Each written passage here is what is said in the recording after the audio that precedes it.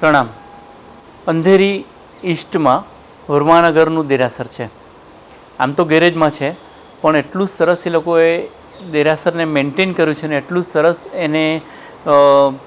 એની રચના જે બધી બનાવી છે દેરાસરની, બહુ જ ફાઇન છે, એકદમ અદ્ભુત છે. ક્યારે પણ અંધેરી ઈસ્ટ જાઓ તો વર્માનગર દેરાસરના દર્શન કરવા જેવા છે. આ વર્માનગરના દેરાસરમાં એટલે આમ તો ગેરેજ ટાઈપ છે, પણ એની બહાર એ લોકો પાસે ઘણી બધી ઓપન સ્પેસ હતી.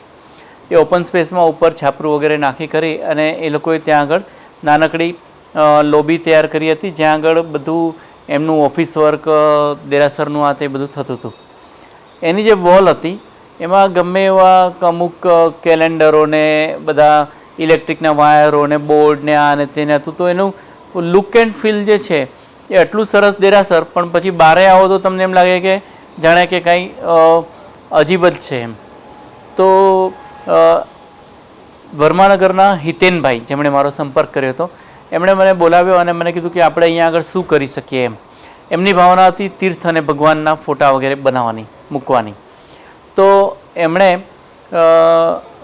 મારો આઈડિયા લીધો, પોતાનો આઈડિયા પણ આપ્યો અને ત્યાં આગળ અમે લોકોએ આખી ગ્લાસની મોટી લાંબી વોલ પર શત્રુંજય, ગિરનાર વગેરે તીર્થોના, ક્ષત્રિયકુંડ વગેરે તીર્થોના ત્યાં આગળ તીર્થના પટ મીડિયમ સાઇઝના અને ભગવાન મોટા મોટા, એટલું સરસ લાગે છે. અને હવે ત્યારનું બહારનું એન્વાયરમેન્ટ પણ જાણે કે બહાર પણ દેરાસર જ હોય એવું ફીલ આવે છે. એટલે એક બહુ સરસ કાર્ય ત્યાં આગળ થયું અને તેમના વર્માનગરના બધા જ ભાવિકોને જ્યારે પણ દર્શન કરવા જાય ત્યારે એમ લાગે છે કે આપણા દેરાસરને હવે 4 ચાંદ લાગી ગયા છે. એટલું સરસ આ કામ થયું. અને થેન્ક્સ, સૌથી વધારે મોટા થેન્ક્સ જો કોઈને કહેવા હોય તો આખી કમિટી તો ખરી જ વર્માનગરની, પણ હિતેનભાઈ, જેમણે પર્સનલી ખૂબ ઇન્ટરેસ્ટ લીધો અને દરેકે દરેક ખાસ અહીંયા મારી પાર્લાની ઓફિસમાં, ઋષભ ક્રિએશનની ઓફિસમાં તેઓ આવ્યા અને એમણે બધું જ ડિઝાઇનિંગ વર્ક મારા આર્ટિસ્ટ પાસે બેસીને કરાવડાવ્યું.